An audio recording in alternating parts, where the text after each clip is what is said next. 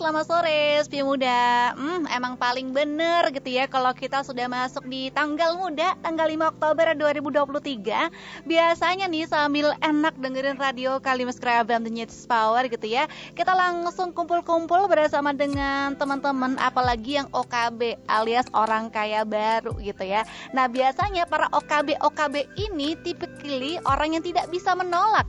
Kalau semisal ada temen yang bilang, beliin ini dong, kamu kan baru gajian, atau mungkin boleh pinjam 100. Nah itu dia yang lagi viral banget, boleh pinjam 100 gitu ya. Jangan-jangan kamu termasuk people pleaser. Nah buat kamu biar nggak jadi people pleaser aja alias jas parasan, tenang aja. Sudah bersama dengan Kak Dania Dara di Deep Talk edisi kali ini Kamis 4 Oktober. Halo. Ini akhirnya kita ngobrol lagi ya setelah minggu Oke. Benar. Long weekend ya Kak Daniar ya, sudah kangen saya dengan dirimu. Oke. Siap, Kak Daniar. Ini kan kita lagi ngobrol soal people pleaser gitu ya. Jadi kan memang kalau sekarang ini fenomenanya kebanyakan orang agak sungkanan, apalagi orang Jawa Timur, nggak enakan gitu ya, nggak gampang nolak etate. Meskipun kerajaan lagi numpuk, kalau dimintain tolong bantuan, mahayu aja gitu. Tapi biar kita semakin paham tentang yang namanya people pleaser, ini apa sih Pak Kak untuk maknanya sendiri gitu Kak Daniar? Oke, jadi ini istilah yang lagi-lagi kita tahu dari sosial media ya. Sebenarnya kalau dalam term psikologi atau teori psikologi sendiri sih nggak ada istilah people pleaser. Jadi ini istilah-istilah yang populer, istilah-istilah populer yang digunakan oleh orang-orang gitu ya untuk menyematkan melabel untuk orang-orang yang nggak enakan sama orang lain gitu ya. Jadi kalau orang-orang yang people pleaser tuh jelas mereka selalu ingin berusaha menyenangkan, sesuai dengan artinya dalam bahasa Indonesia ya, ingin menyenangkan orang lain dan memenuhi ekspektasi orang-orang di sekitarnya. Jadi kalau dia banyak berinteraksi dengan banyak orang gitu ya, dia pengen orang-orang di sekitarnya tuh senang atas adanya keberadaannya dia gitu. Sehingga kalau tadi lagi gajian disuruh traktir, boleh pinjam 100, mungkin bahkan dikasih 200 nih sama anak-anak yang orang-orang yang people pleaser gitu ya. Berbunga ya? Gimana? Berbunga. Enggak loh. Kalau people pleaser sih baik ya, nggak dikasih bunga sih kayaknya ya. Cuman ya kan gitu, berapa lo butuh nih gue kasih gitu ya. Yang penting orang-orang di sekitarnya senang dan bahagia atas keberadaannya dia gitu. Oke, istilahnya kalau kita boleh mengambil kata husnudon gitu ya, dia ini sebenarnya rajin bersedekah gitu ya untuk teman-teman sekitarnya gitu. Oke, Kak Daniar, karena kan sekarang ini kita sudah hidup di era-era zaman nggak bersosial, nggak asik gitu kan. Nah kalau semisal untuk people pleaser, kalau semakin kesini konteksnya, kalau semakin banyak orang yang memanfaatkan keberadaan people pleaser ini ya, yang mengawali apa nih Kak? Tiba-tiba kok waduh dimanfaatkan secara terus menerus orang-orang dengan typically people pleaser gitu Kak. Karena kan sebenarnya kalau kita berteman dengan orang yang people pleaser, itu kan mereka akan selalu jadi yes man gitu ya istilahnya ya. Jadi apapun yang kita minta mereka akan kasih. Sehingga untuk membuat atau terus menerus orang tersebut melakukan hal yang kita inginkan, kalau kita jahat gitu ya, maka ya akan terus-menerus membersamai mereka, meskipun akhirnya relationship itu terbangun bukan karena adanya tulus gitu ya, ingin berteman satu sama lain, tapi karena adanya sesuatu yang motifnya tuh cenderung negatif gitu. Kalau ada orang yang ingin terus-menerus berteman dengan people pleaser. Nah, sayangnya orang-orang yang berhubungan atau berteman, berelasi dengan tidak baik seperti ini berarti dia belum sadar kalau dia people pleaser, alias dia belum sadar kalau dia dimanfaatkan, sehingga ya terus-menerus bertumbuh gitu. Mungkin sebelum istilah people pleaser ini muncul, orang-orang semakin nggak sadar aja kalau mereka tuh people pleaser. Tapi harapannya setelah ada istilah people pleaser ini semakin viral gitu ya di sosial media, semakin bisa dipahami dan orang-orang semakin bisa mendiferensiasi apakah aku memang menyenangkan orang lain sewajarnya ataukah sudah berlebihan dan masuk kategori ke people pleaser beneran gitu.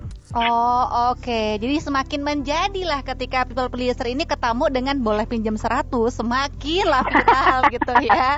Kayak menghantui, boleh pinjam 100 tuh menghantui banget ya.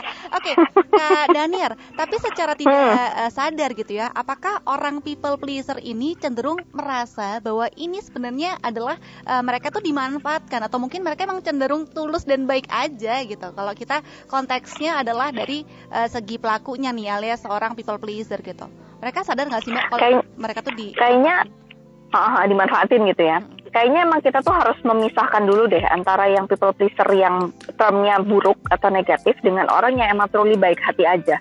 Gitu, kalau emang dia truly baik hati, mungkin dia nggak akan keberatan gitu ya untuk dipinjemin uang, misalkan konteksnya dipinjemin uang karena memang dia punya uang gitu. Tapi kalau mungkin orang-orang yang people pleaser, ketika mereka dipinjemin uang, mereka sebenarnya nggak punya uang, tapi daripada dia dijauhin gitu ya, atau dibenci sama orang-orang di sekitarnya, ya udah deh nggak apa-apa, mending aku yang nggak punya uang daripada teman-temanku ninggalin aku karena aku nggak mau minjemin uang.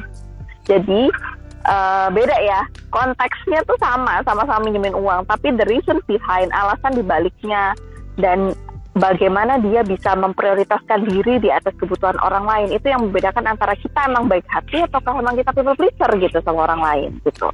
Oke, jadi ini sudah disclaimer di awal ya. Ini berbeda nih Biar Muda, di mana emang truly baik orangnya gitu ya. Di mana kalau konteksnya adalah kita butuh pinjam uang, ya sudah deh, karena kan aku sudah ada duit, nggak apa-apa kita pinjemin. Tapi kalau misal people pleaser, nggak ada duit pun dia berusaha gitu ya untuk meminjamkan uangnya daripada dijauhi atau mungkin malah nggak enakan gitu ya Kak Daniar ya.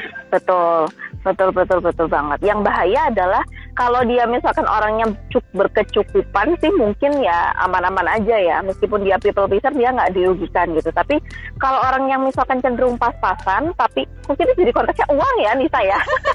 Tapi ini contoh yang gampang sih ya Pak ya. Tapi kalau misalkan iya kan, tapi kalau misalkan atau misalkan waktu aja gitu ya, nggak usah duit gitu ya. Misalkan kita punya waktu sedikit tapi kita pengen ketemu sama semua orang gitu kan, rasanya kan kita pengen temuin semua orang gitu. Padahal sebenarnya kan kita harus punya prioritas mana yang harus kita temuin. Misalkan ketika kita waktunya nggak cukup, sama pun dengan uang misalkan.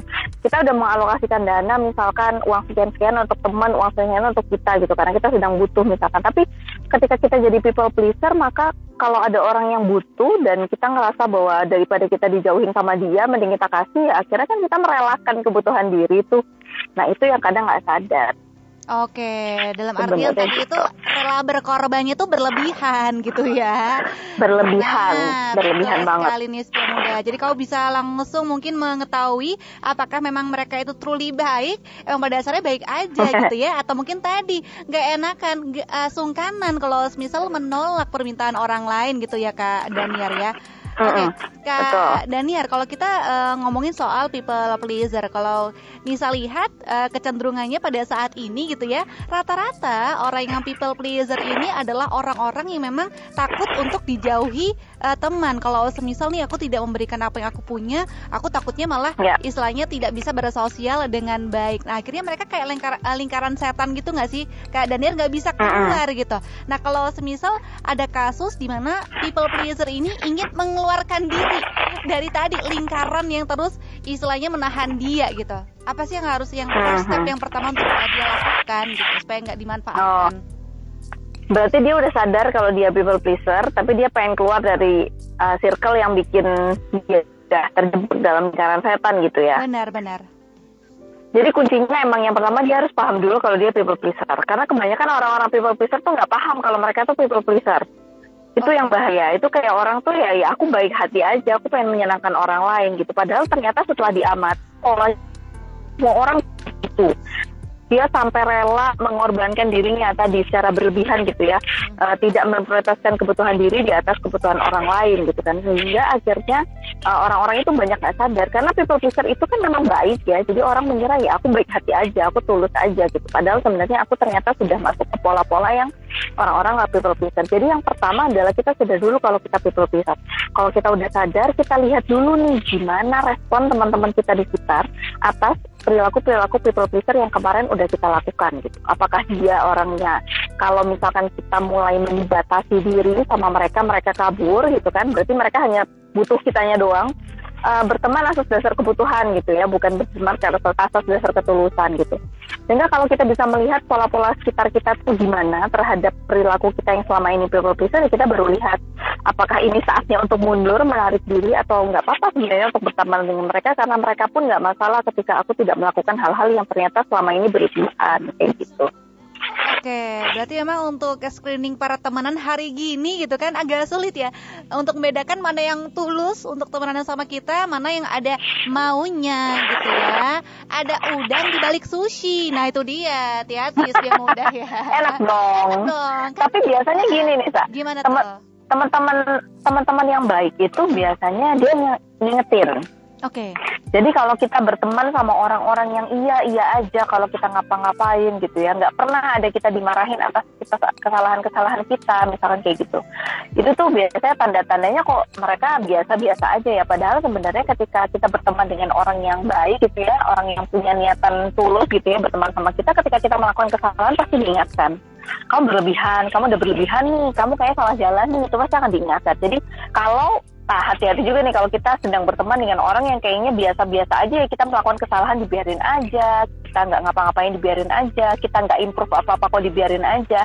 Nah itu juga one of time ya gitu, bahwa pertemanan kita ternyata belum cukup sehat gitu. Oke, baiklah. Nah, Kak Daniar, bisa nggak sih salah satu faktor penyebab orang itu menjadi people pleaser, salah satunya adalah dari background keluarga gitu. Mungkin di keluarganya dia kurang mendapatkan kasih sayang, jadi dia merasa bahwa, oh aku bisa mendapatkan teman kok kalau aku memberikan segalanya untuk mereka gitu. Ada nggak sih kecenderungan itu, Kak? Bisa jadi memang pola asuh itu jadi salah satu faktor penyebab ya kenapa orang itu bisa jadi people pleaser. Bisa jadi seperti yang disebutkan sama Nisa tadi, atau bisa jadi dalam keluarga ini sejak dia kecil dia dibudayakan untuk harus selalu melakukan kebenaran gitu ya, harus selalu melakukan kebenaran atau kebaikan terhadap satu sama lain, sehingga tidak boleh nih ada kesalahan atau hal-hal buruk yang pernah dilakukan dalam keluarga. Bukan berarti kita diperbolehkan untuk melakukan hal buruk ya, tapi membuat kecewa orang tua itu salah. Padahal kan sebenarnya kita sebagai individu, kita sebagai manusia kan pasti pernah melakukan kesalahan ya. Aku yakin ada deh dari sekian ratus ujiannya Nisa tuh ada yang nilainya nggak 100 misalkan kayak gitu. Nah orang tua mengungkapkan kekecewaannya misalkan itu secara gamblang, secara ada tampak perilaku dan tampak sikap yang ditujukan kepada orang tua atas kegagalan atau kekecewaan yang kita lakukan. Sehingga kita tidak merasa diterima secara individu ketika kita melakukan kesalahan atau membuat kecewa orang lain. Akhirnya kita membuat diri kita tidak akan menerima diri kita ketika orang lain kecewa terhadap apa yang kita lakukan. Itu mindsetnya orang people pleaser.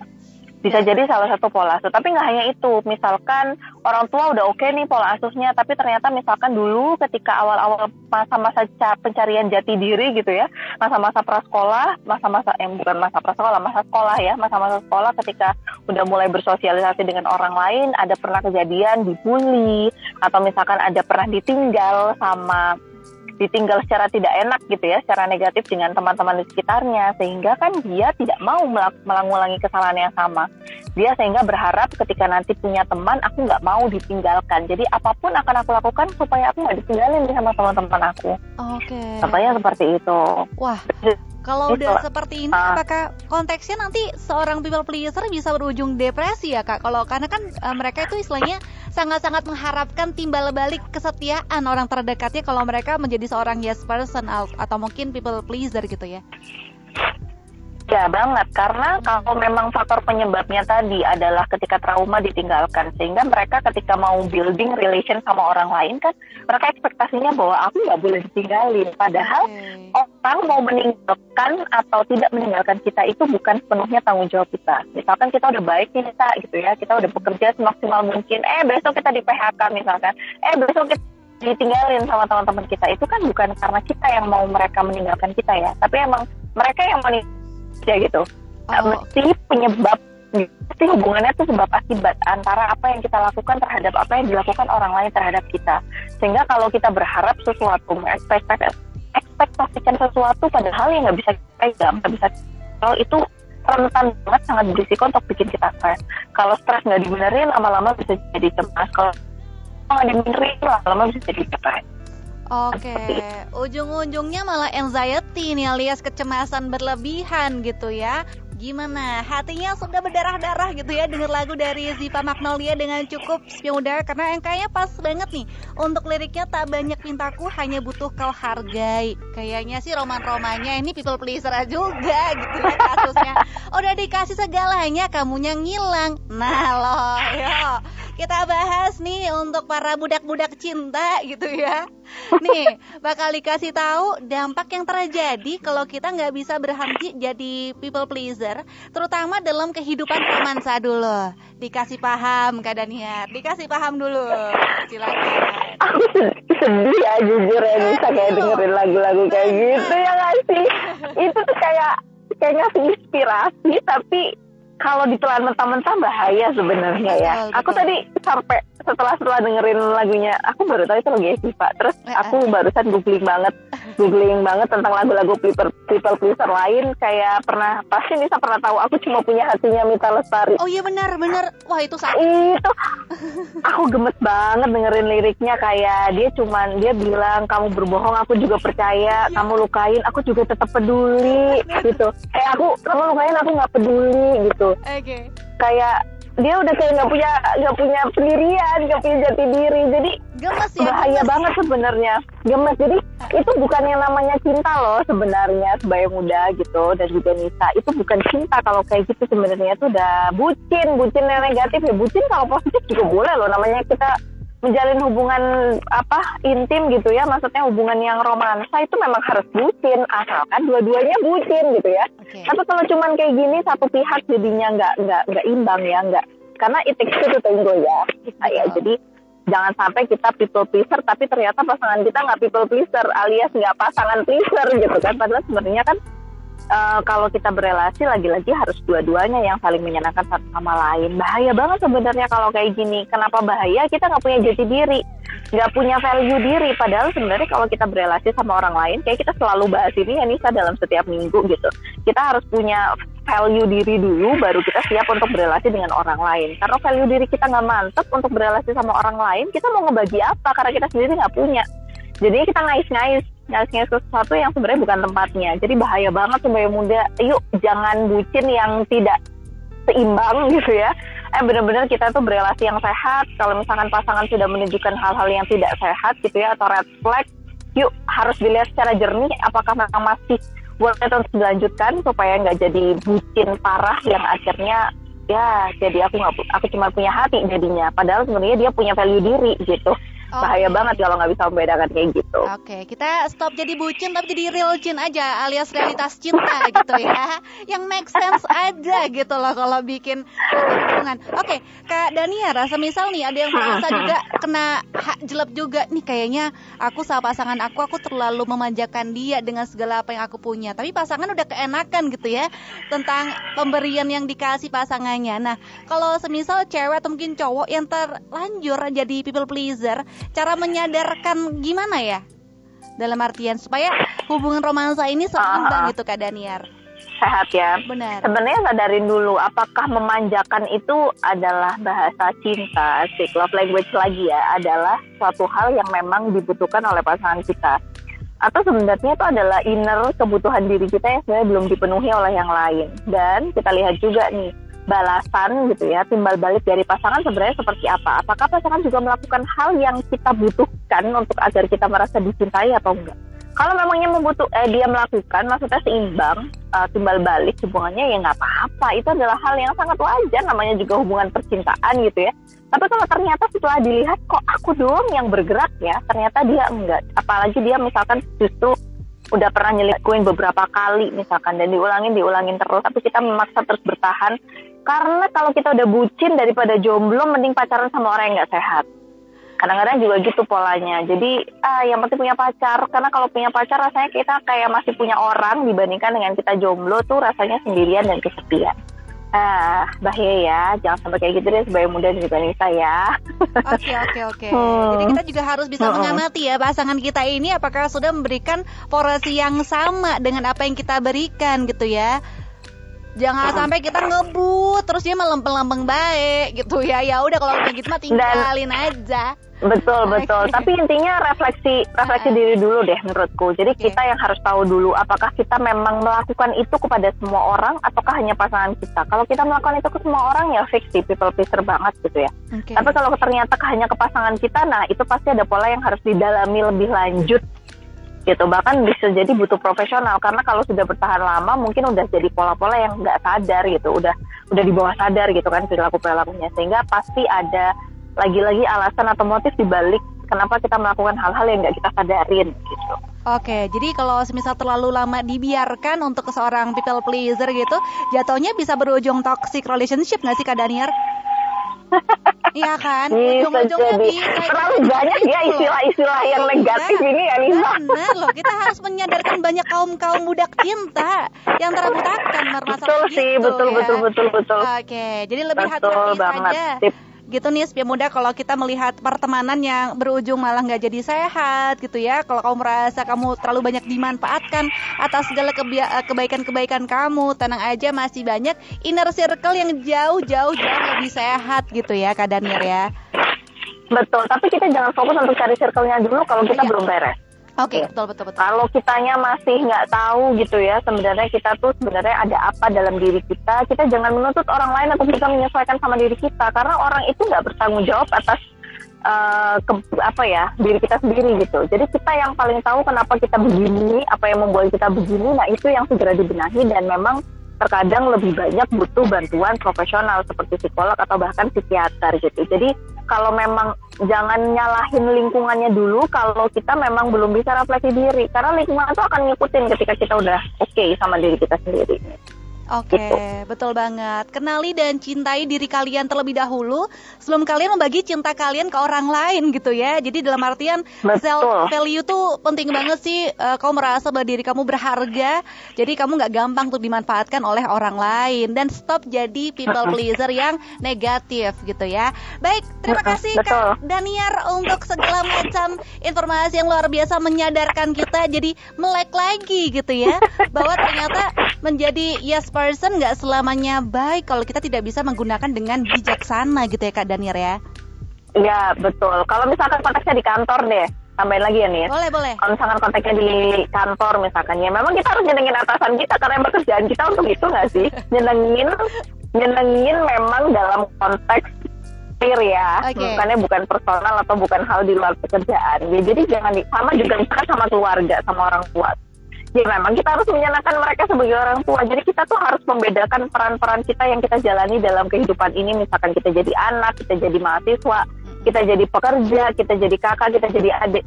Boleh loh people pleaser, tapi hanya di konteks-konteks yang memang kita harus melakukan itu. Seperti misalkan ke keluarga atau misalkan di pekerjaan. Karena memang tugas kita adalah menyenangkan orang tua gitu kan. Kita kan nggak mau bikin susah orang tua, kita juga nggak mau bikin susah atasan kita atau rekan-rekan kerja di kantor. Karena kita kan ya bahkan gitu ya, kita diputus kerja gitu kan. Jadi kita boleh kok people pleaser dalam konteks yang positif, tidak berlebihan.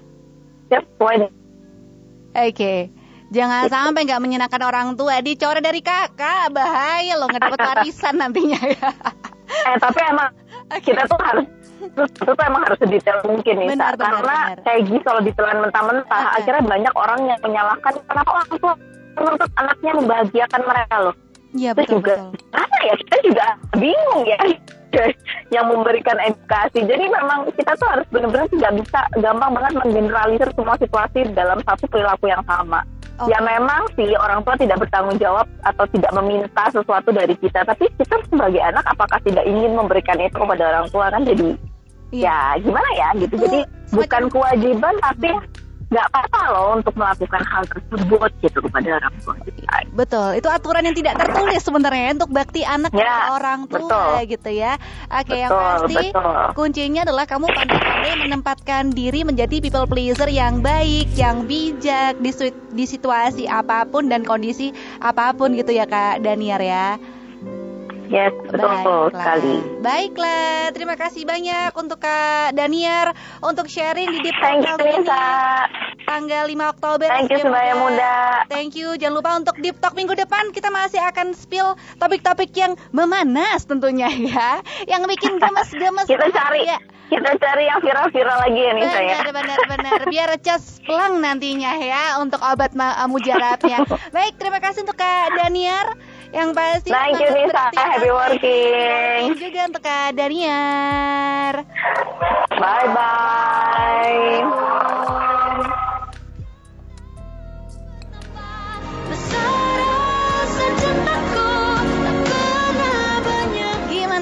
Gimana? Sudah nggak terbutakan soal cinta tentunya Asmi Udaya, dimana It Takes Two Tango nih penting banget. Kalau kamu sudah merasa jadi people pleaser di kehidupan romansa kamu, hati-hati. Kalau nggak segera sadar jadinya toxic relationship. Yang pasti untuk kamu stop menjadi people pleaser ini banyak banget caranya. Semacam langkah pertama, kamu harus bisa untuk berkata tidak untuk hal-hal yang tidak ingin kamu lakukan. Kemudian bangun hubungan di lingkungan yang tepat, bisa menumbuhkan harga diri, tetapkan batas juga, tetapkan prioritas, dan yang pastinya kamu harus wajib untuk refleksi diri serta mencintai diri kamu, baru kamu bisa untuk mencintai orang lain kayak kata Kak Daniar. Ya udah kalau gitu harus tetap semangat terus. Mudah kita jumpa lagi di Deep Talk Kamis depan dengan tema-tema yang luar biasa oke banget. Semisal mau request tema-temanya apa, boleh untuk DM Kak Daniara juga dan juga Kalime Baskara FM.